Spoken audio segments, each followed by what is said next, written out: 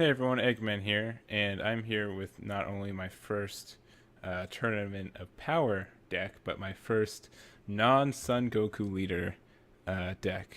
A really big milestone for me, of course. So let's get started. So I chose the Universe, or what is it? Sorry, the Warrior Universe 7 Frieza. So what he does, he's a yellow leader, and during your main phase, once per turn, you can pitch one of your cards in your hand that are Universe 7, which is most of this deck, and you get draw two cards. So you get an instant +1 without having to even attack. And then when you awaken with 4 or less energy, you get to, or 4 or less life, you get to untap 2 energy, and you get this Frieza. He's pretty much the same, but the effect that I keep forgetting is when you do pitch the card to draw 2, you also get to choose one of your opponent's cards and switch it to rest mode, which I think is super strong and completely unneeded. I think the draw card effect is already strong itself, but the fact that you get the bonus of putting one of their cards in rest that doesn't have barrier, it doesn't have an energy cost reduction, which is nice.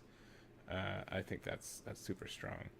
And when you play this card, you always want to awaken on your turn, because the combo is you get to use his effect, draw 2, awaken, and then you get to use his effect again. And so you pretty much, even though this is the untap 2 energy card, you pretty much get the extra card draw because you get to use his effect twice. So I think that's really, really strong as to consistency.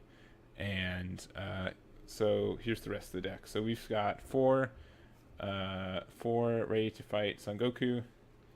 He just looks at the top 3 and looks for a Universe 7 card, which is most of your deck.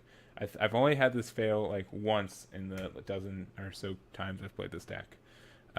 Really strong. He's also Universe 7, so you can use him for any of the stuff that asks for Universe 7. Pretty basic.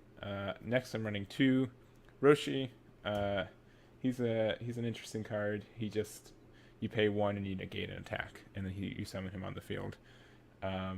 He's just a bit better than a regular 1 energy negate, because you also get a combo with him in your hand if you need to. So pretty good stall card.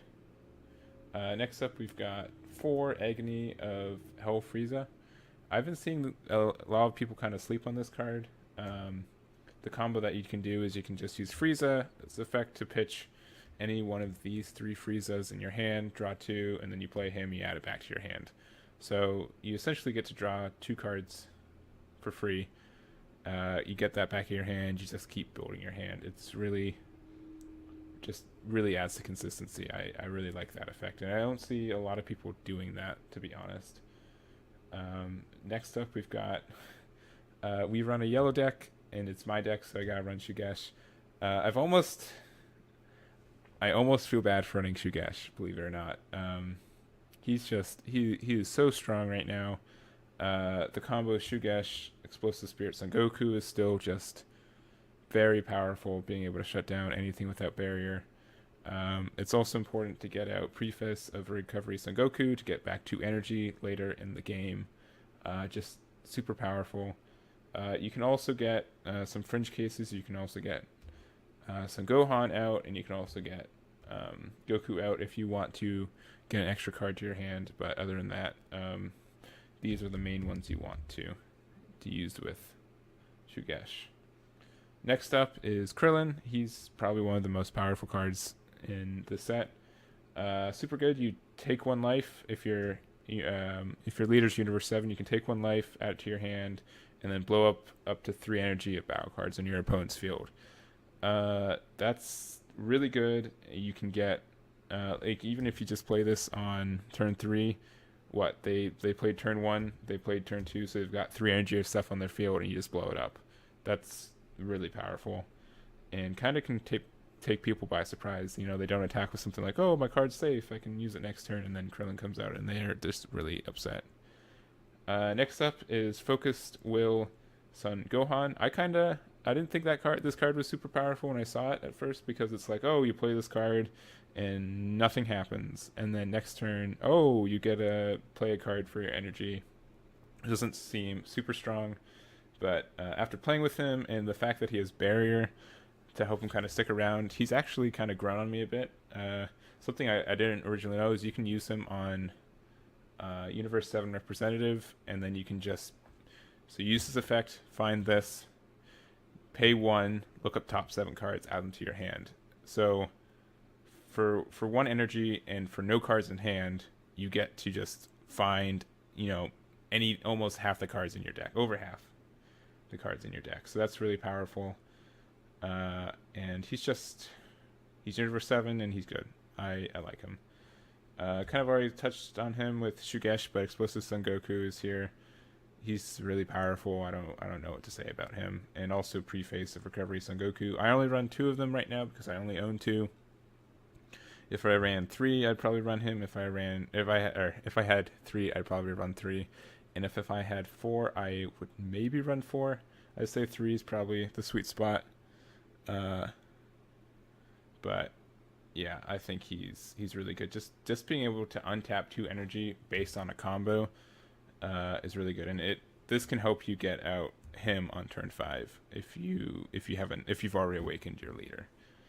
Next up, we've got no Openings Son Goku. This is probably like one of the weakest cards in the deck, I feel like. I just kind of looking for extra things I can put in.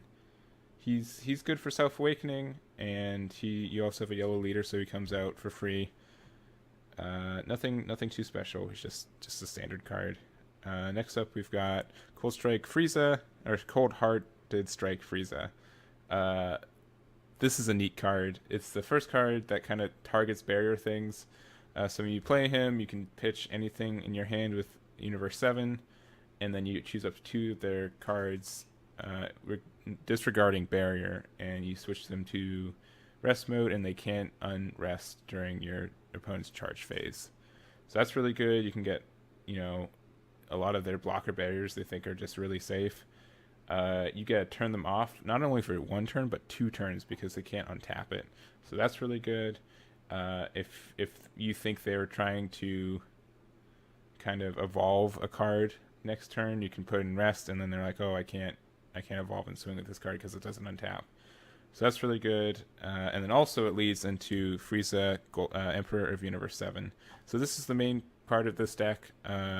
Its effect is outrageous.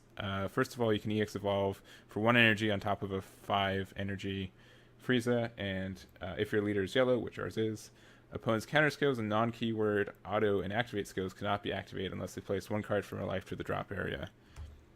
Dang. So this lets you get damage on your opponent without even attacking, and that's really powerful, especially since your leader already does damage by not attacking. I think this is just super strong, and so the ruling for how this works is that if they have a mandatory auto, like let's say they have an awakened leader that draws a card when they attack, they can not draw a card by not taking a life. So it negates the effect if they choose not to take a life. So it's not like if they have any mandatory effects, they have to take a life to activate it. They can choose to have it negated. So I'm not sure which way would be stronger, but this is the one we have. So I only run 3. If I had a 4th one, I'd probably would put a 4th one. I only pulled 3. Really good. Just the fact that he's Universe 7 also just has synergy throughout the deck, so I don't, having a 4th one's not terrible. And yeah, I think you can consistently get this guy out in turn 5, and he wins you your game. So last up for the cards, we've got 3 Trunks. He's just here for consistency. He's a Saiyan. So you can get off Planet Vegeta.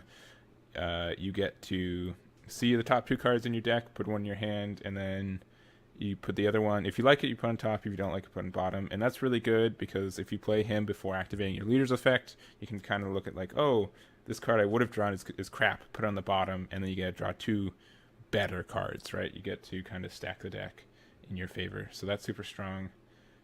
Going to our extra cards, we've got 4 Universe 7 Representative. This is also kind of a nutty card because it's Warrior of Universe 7. So if you hit it off this, I kind of talked about that. But just being able to find most of the cards in your deck is really good. Being able to discard it for Frieza's effect, really good. Being able to discard it for either of these two is really good. Additionally, it doesn't have a specific cost, so you notice that the rest of these are yellow, but even though this card is yellow, you can just use any colored energy to activate it. So that's just kind of a something to recognize there, and I like it. I have 4 of them. Last is these 3 cards, where is Nimbus, which is just like the best negate in the game, almost hands down. You just leave an energy up, and then you Nimbus, and then your opponent can't really do anything, especially with Frieza on the board. So, like, even if they negate it, they have to take a life to negate it if this is on the field. Or, yeah, it helps you stall out and win the game. Next up is 2 Planet Vegetas. This card's not actually super great in this deck because we don't run so many Saiyans. We run... Getting Time Patrol Trunks is good. Getting your Super combo or explosives, getting the one of these 2 cards in your hand is good. You can also, I guess, get Goku, any of these Gokus, if you need just more cards, if you need to get energy, or if you need to get life. So it's not like the worst card, but it's nothing too special, so I don't run 2. And then lastly, kind of the more secret tech in this deck is Crusher Ball. I run 2 of these. This card's actually kind of won me games, surprisingly, of where my opponent doesn't expect me to just they build a big card and then I put in rest mode and they don't know what to do.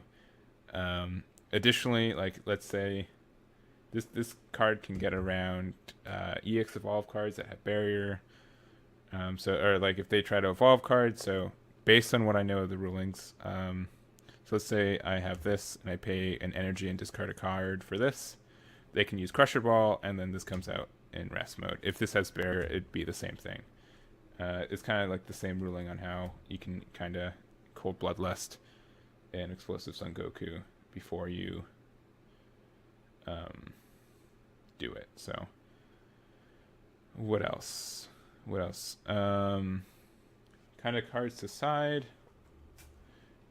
You can add kind of here's just some ideas. So battering laser, because you run yellow, especially like if you have Frieza on the board, you can attack with it, and then you battering. They try to negate your attack. They have to pay a life for it, and then you just battering laser them, and they're like, oh shoot, I just took a life for no good reason. And that kind of sucks. And then also, I've thought about, like, either of the Mass Saiyans. If you want to wipe more of the board, you can use him. If Krillin's not doing a good enough job, or you can use him, and you can also help self-awaken. This might actually be good for this Goku. But, yeah, I think that's about it. Yeah, it's really good. I would say if you wanted to run another, put those there, or even, would you take out Planet Vegeta? I think you'd have to kind of still play Planet Vegeta. I don't know. I think this deck is just super strong right now. It's really consistent. I'd say the decks that kind of have a better matchup against this would probably be Cell, because you have like 10 cards in your hand by turn 4, and then they just knock it down to 3. So that would be good against this deck. And then additionally, I would say Zeno Trunks is good. Crusher Ball kind of helps take care of both those matchups. I would run, if you're actually playing against that deck, I would consider running 2 more, just having 4, just so you have some counterplay, and you're not just getting hit with, a Cell or, Zeno for free. You have at least some kind of a chance. And yeah, that's about it. Let me know what you guys think about this deck. If you guys played it, if you have any suggestions, I'm all for it. I'd say probably about 40, at least 40 cards in this deck are solid, and then the next 10 cards or so can kind of weave around. Actually, 45. I'm going to say it. I'm going to say it out loud. 45 of these cards are set in stone. there's like a 5-card wiggle room. So anyways, thank you guys so much for watching, and I will catch you guys next time. And maybe, you know what, maybe I'll have a leader that's not yellow. That'd be cool. Maybe after Shugesh gets nerfed, but that'd be cool. So bye.